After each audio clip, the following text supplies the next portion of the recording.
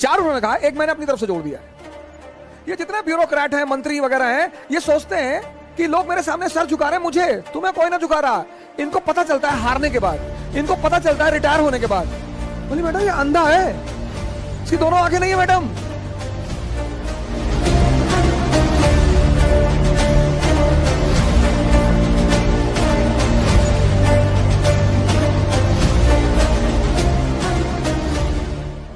चीजें 5 बुद्ध ने कहा 5 चीजें छोड़ दो।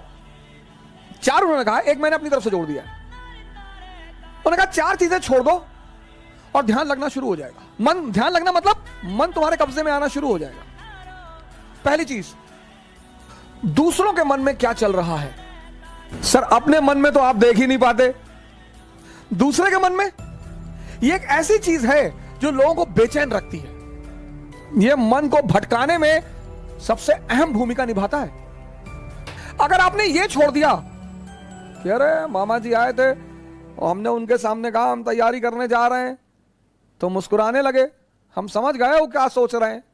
अब तुमने वो जो सोचा कि उनके मन में क्या चल रहा है, और अगर वो नेगेटिव सोचा, अस्थिर हो। आज की डेट में 95% लोग इस कंट्री में सिर्फ इसलिए परेशान हैं क्योंकि उनको पता है दूसरे के मन में क्या चल रहा है।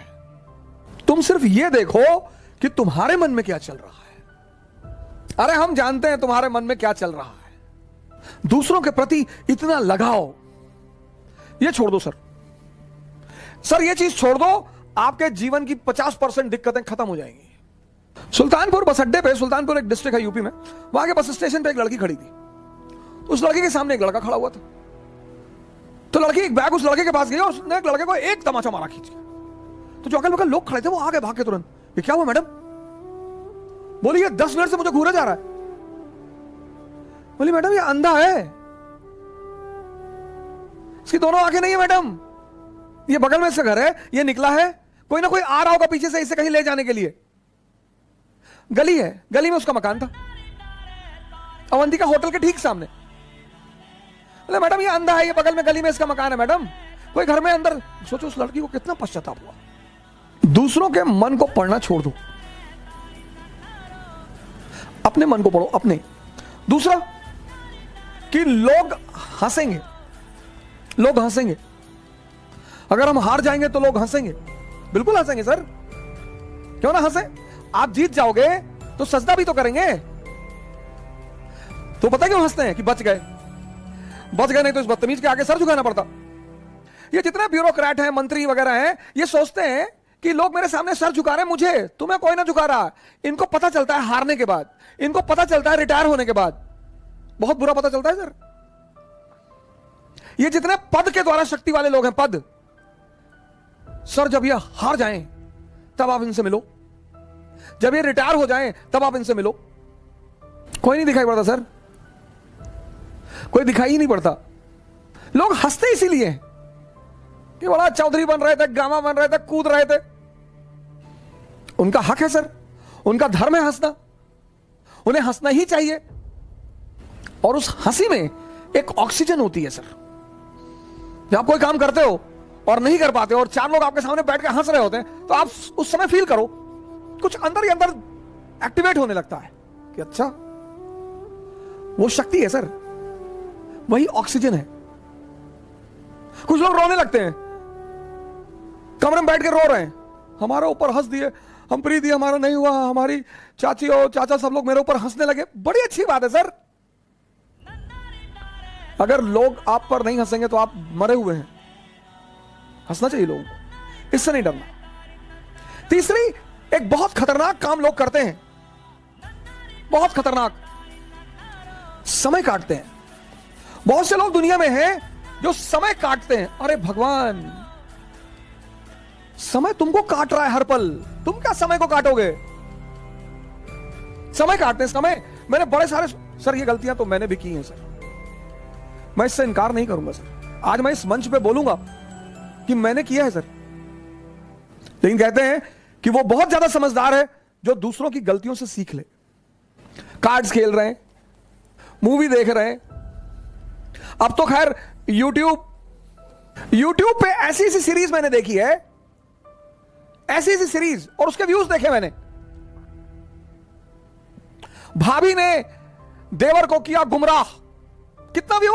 88 लाख, 88 लाख एक महीने में।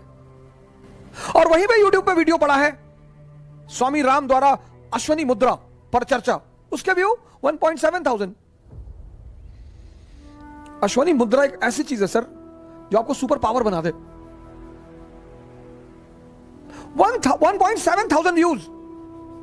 और ये देश कहता है कि लोग हमें परेशान करते हैं, सरकारें हमें बेवकूफ बनाती हैं, नेता हमको लूट रहे हैं। तुम्हारा दिमाग मरा हुआ है। गेम खेल रहे हैं, कौन सा गेम है जो बच्चे बहुत ज्यादा खेलते हैं? Temple run. चलो टेंपल रन, आपको गेम खेलना है ना, आप चेस खेलो। क्या गेम है सर? कोई नहीं है ना, इसी मोबाइल पे खेलो, टॉप लेवल पे खेलना। मैं तो हमेशा हार जाता हूं सर। लेकिन क्या क्या मूव्स आती हैं सर, क्या क्या चाल दिमाग में आती है। किताबें पढ़ लो, रीडिंग हैबिट डालो। कोर्स की किताबें जरूरी थोड़ी हैं सर। कोर्स की किताबें, एक से एक किताबें, नॉवेल्स, स्टोरी बुक्स। योग कर लो, ध्यान कर लो, डांस कर लो।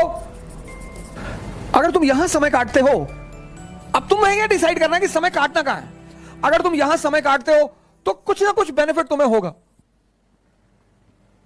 और अगर तुम यहां समय काटते हो तो तुम तो खत्म हो गए ही होगे। समय तुम काटते कैसे हो, यह बहुत इंपॉर्टेंट है सर। और चौथा कि अरे भैया हमसे बड़े बड़े लोग नहीं कर पाए। अरे भैया राजेंद्र नगर में 5-5 साल से लोग तैयारी कर रहे हैं, 50 साल से कर रहे हो। तो पटियाला की डीएम है अभी लेडी, 22 साल की लड़की है। सैफिन आया था दिल्ली, 22 साल। उसके सामने इसी राजेंद्र नगर में 28 साल के भी लड़के थे, 30 साल के भी लड़के थे। सबके जीवन में परिस्थितियां अलग हैं, सोच अलग है। जो तुम्हें 10 घंटा पढ़ते हुए दिखाई पड़ रहा है, वो हो सकता है किताब में नॉवल रख के पढ़ रहा हो। काली घाटी की चुड़ैल, वेद प्रकाश वर्मा। तुम जब भी उसके कमरे के सामने से गुजर रहे हो, तुम देख रहे हो कि बैठा पढ़ रहा है। तुमको टेंशन होती है कि यार कितना पढ़ता है यार ये।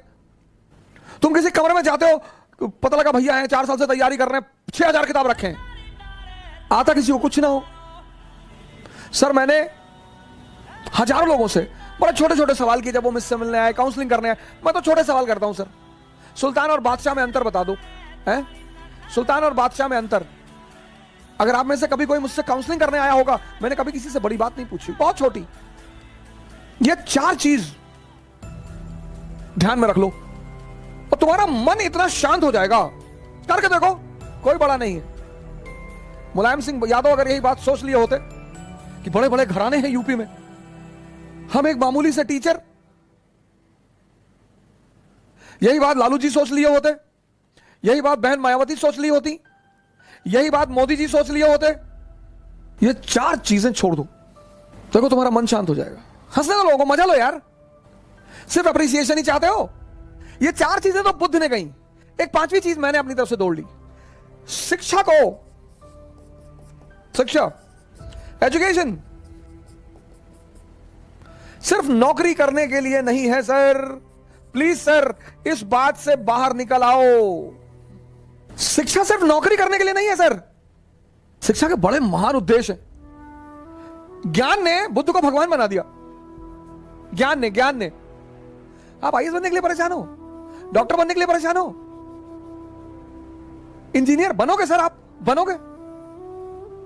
हां, हमारे जीवन की 21 वर्ष के बाद, जैसे हम मिडिल क्लास से थे तो हमारे पिताजी कहते थे कि देखो भैया रिटायरमेंट के बाद हम तुमको पैसा दे ना पाएंगे, हमारी एक बेटी है उसकी हमें शादी करनी।